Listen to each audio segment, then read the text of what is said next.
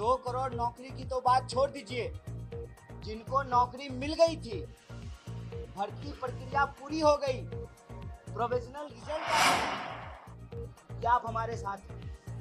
ये समाज का दुर्भाग्य है कि पढ़े लिखे नौजवानों को आज उनकी योग्यता के हिसाब से सवाल पूछना बंद कर दिया कि हमको डिग्री 5 साल में क्यों मिल रही है, हमको योग्यता के हिसाब से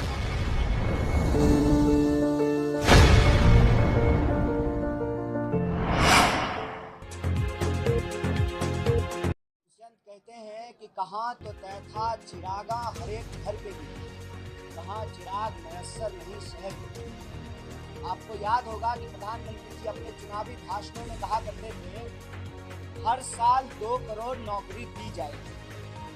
2 करोड़ नौकरी की तो बात छोड़ दीजिए, जिनको नौकरी मिल गई थी, भर्ती प्रक्रिया पूरी हो गई, प्रोविजनल रिजल्ट आ गया, उनको जो है आज तक नियुक्ति पत्र नहीं दिया गया है।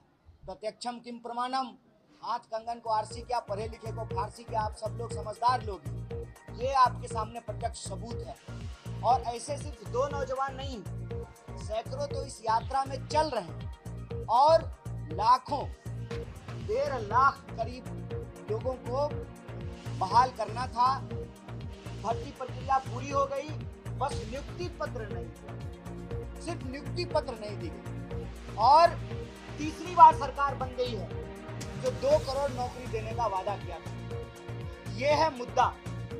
बार बार मीडिया के साथियों ने पूछा कि आप यात्रा क्यों निकाल रहे हैं। यात्रा हम नहीं निकाल रहे, यात्रा इस देश का प्रभावित वर्ग निकाल रहा है। कौन है प्रभावित वर्ग?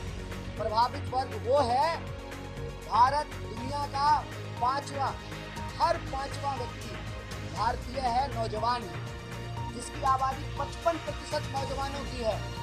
इतना नौजवान देश इतिहास में पहले कभी नहीं था, लेकिन उस नौजवान की हालत ये है। और ये आपका सौभाग्य नहीं है कि आप हमारे साथ हैं।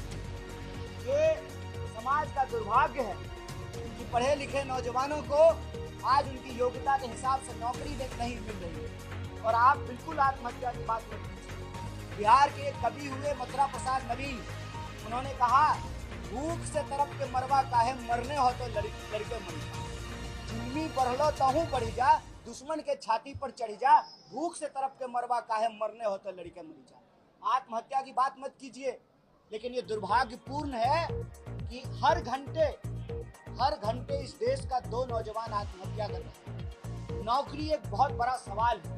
मेहनत करके विद्यार्थी पढ़ाई करता है, विद्यार्थी ने तो ये सवाल पूछना बंद कर दिया कि हमको डिग्री 5 साल में क्यों मिल रही है, हमको योग्यता के हिसाब से नौकरी क्यों नहीं मिल रही है। जैसे तैसे खिचड़ी खा करके पटना में, बेतिया में, मोतिहारी में, मुजफ्फरपुर में, शिवहर में, सीतामढ़ी में, बेगूसराय में, मुंगेर में, भागलपुर में, तमाम जगह लोग करकट के मकानों में रहते हैं, लॉज में रहते हैं, खिचड़ी पकाते हैं, खाते हैं। क्या बोलते हैं बिहार में इसको, क्या खाए, बीबीसी, दाल भात चोखा खा करके विद्यार्थी जो है पढ़ता है, और जब एग्जाम देने की बात आती है तो प्रश्न पत्र लीक हो जाता है।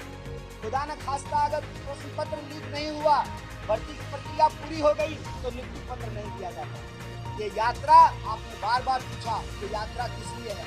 ये यात्रा अन्याय के खिलाफ न्याय के लिए है। ये यात्रा नौजवानों के ऊपर जो अत्याचार हो रहा है, उस अत्याचार से मुक्ति के लिए। ये यात्रा संघर्ष की यात्रा है। ये यात्रा समाज में जो व्याप्त नफरत है, जब आप नौकरियां नहीं दे पाएंगे, तभी तो आप नौजवानों को आपस में लड़ाएंगे, धर्म के नाम पर उनके बीच में नफरत फैलाएंगे। और नफरत की आग में जो ये बिहार को जलाने की कोशिश की जा रही है, उस नफरत की आग को बुझा करके नया बिहार बनाने की यात्रा है। वेस्ट चंपारण के बेतिया में आज दूसरा दिन हम लोग पहुंचे हैं। इसी तरह से विभिन्न जिलों से होते हुए यह यात्रा पटना तक जाएगी। साथ नौकरी और पलायन के मुद्दे के साथ जो लोकल मुद्दा है, उन मुद्दों को भी हम आपके माध्यम से उठाने का कोशिश करेंगे। जैसे जब हम यात्रा लेकर के चल रहे हैं तो कई सारे साथी आए और यहाँ का लोकल मुद्दा बताया। कई लोगों ने कहा कि हमारे यहाँ जो बंद चीनी मिल है उसको चालू करने की कोशिश की जानी चाहिए। जो वहाँ का लोकल मुद्दा है उसको भी हम लोग रेज करेंगे। अभी हम बेतिया बाजार में गुजर रहे थे तो हमने देखा कि सैकड़ों लोग रोज जाम से परेशान होते हैं और वो जो यातायात व्यवस्था है, यातायात व्यवस्था को दुरुस्त करवाना चाहते हैं। तो लोकल मुद्दे के साथ बिहार के लोगों से वार्तालाप करते हुए मिलते जुलते हम पटना पहुंचेंगे। और जैसा कि हमारे साथी गरीब जी ने कहा, यह यात्रा खत्म नहीं होगी, यह यात्रा सतत चलेगी और तब तक चलेगी जब तक हम अन्याय को समाप्त करके न्याय की पुनर्स्थापना नहीं कर देते हैं। यह यात्रा चलती रहेगी। कई साथियों ने बार बार इस यात्रा को चुनाव से जोड़ा। हमने कहा कि चुनाव से हमारा वास्ता इतना है कि हम चाहते हैं कि कोई भी पॉलिटिकल पार्टी जब चुनावी घोषणा पत्र तैयार करे तो इन नौजवानों को मुद्दों को, नौकरी के मुद्दे को, पलायन के मुद्दे को प्रमुखता से उसमें शामिल कराए। चुनाव से हमारा सिर्फ इतना ही नाता है। बाकी देश में चुनाव होता रहता है, लोकतंत्र आबाद रहे, चुनाव जिंदाबाद रहे, चलता रहे, लेकिन देश के लोगों से बनता है। और इस देश की जो 55% आबादी है वो नौजवान है। उनके भविष्य को अंधकार में डाल करके बेहतर देश का निर्माण नहीं हो पाएगा।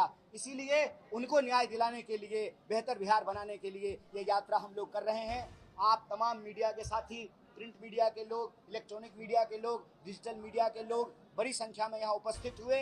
ये मैं समझता हूँ कि बेतिया का, ये पश्चिमी चंपारण का ये जो इलाका है, यहाँ के लोगों का प्रेम है इस यात्रा के प्रति। इसके लिए मैं आप सबका तहे दिल से शुक्रिया अदा करता हूँ।